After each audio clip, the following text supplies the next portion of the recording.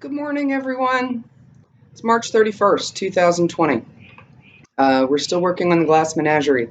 Please look at the post section. I changed some of our procedures to make it more in line with what everybody else is doing. Of course, not everybody else is doing chickens and roosters, but we're going to start taking attendance on the assignment tab.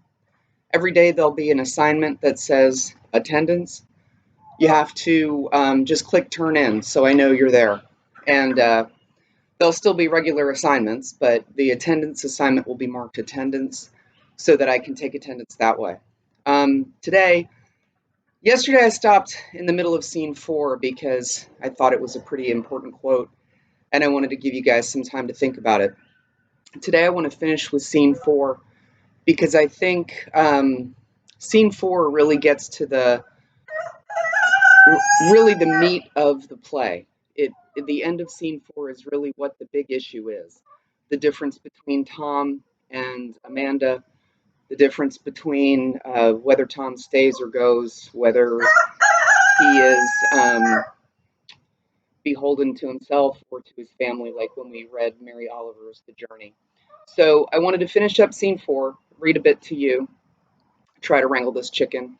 We'll see how cooperative she is. I think she's trying. I think she's interested in Tennessee Williams, but it's hard to tell with chickens. So let me get this open, and I want to read this part to you. So, Tom, easy chicken, easy chicken. She's a big, strong chicken. Tom and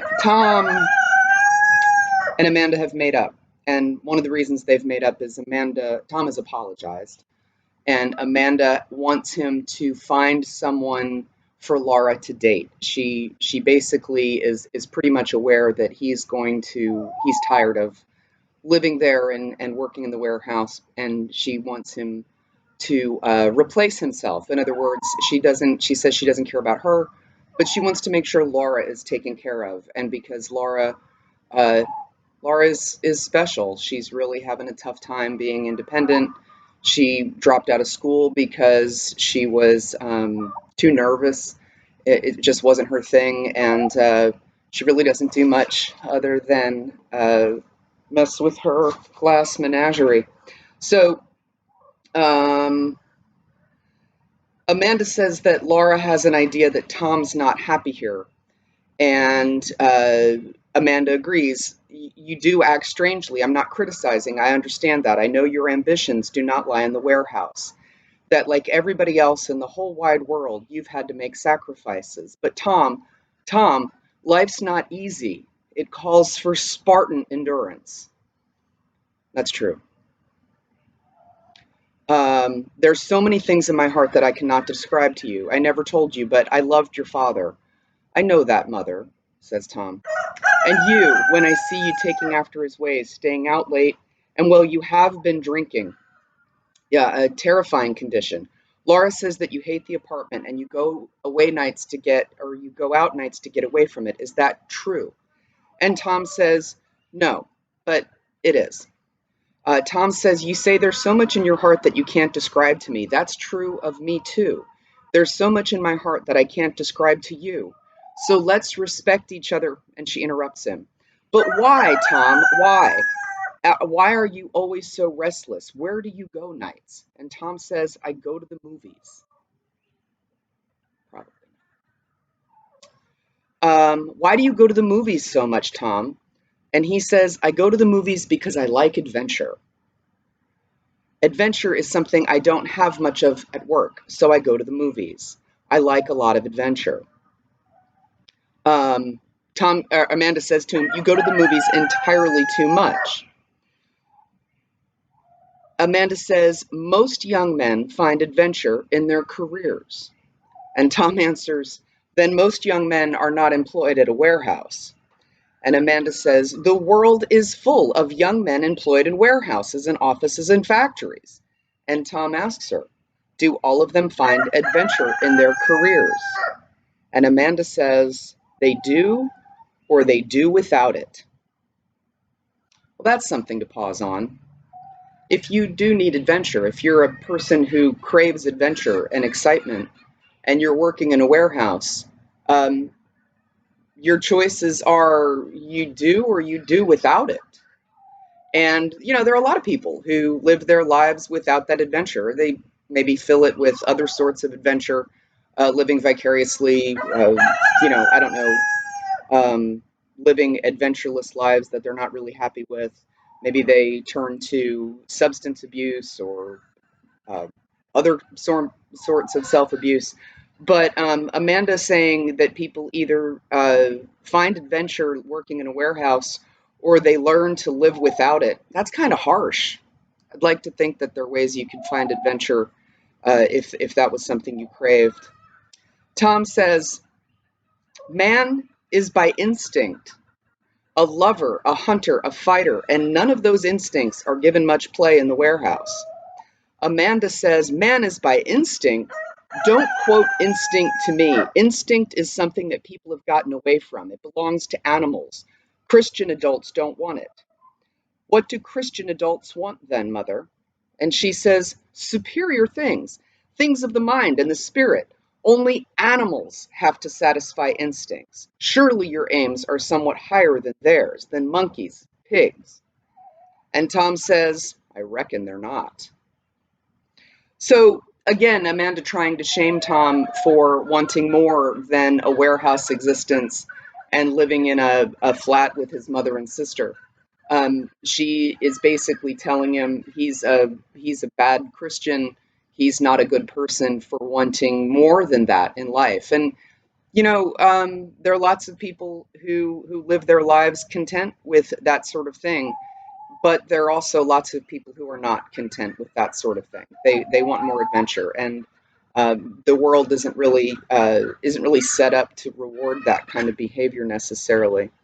Anyways, what Amanda wants to discuss with Tom is she wants him to find somebody at the warehouse that would be a good date for Laura. She says, I can see the handwriting on the wall as plain as I see the nose on the front of my face. It's terrifying. More and more you remind me of your father. He was out all hours without explanation, then left. Goodbye. And me with the bag to hold. I saw that letter you got from the Merchant Marine. I know what you're dreaming of. I'm not standing here blindfolded. Very well then, do it, but not till there's somebody to take your place. Tom says, what do you mean? And she says, I mean that as soon as Laura has got somebody to take care of her, married, a home of her own, independent, why then you can be free to do whatever you please, on land, on sea, whichever way the wind blows you. But until that time, you've got to look out for your sister. I don't say me because I'm old and don't matter. I say your sister because she's young and dependent. I put her in business college, a dismal failure, frightened her so much it made her sick. I took her over to the Young People's League at the church. Another fiasco. She spoke to nobody, nobody spoke to her. Now all she does is fool with those pieces of glass and play those worn out records. What kind of life is that for a girl to lead? And Tom says, what can I do about it? And Amanda says, overcome selfishness. Self, self, self. Is that all you ever think of? And Tom's had it. He says, I'm going to the movies.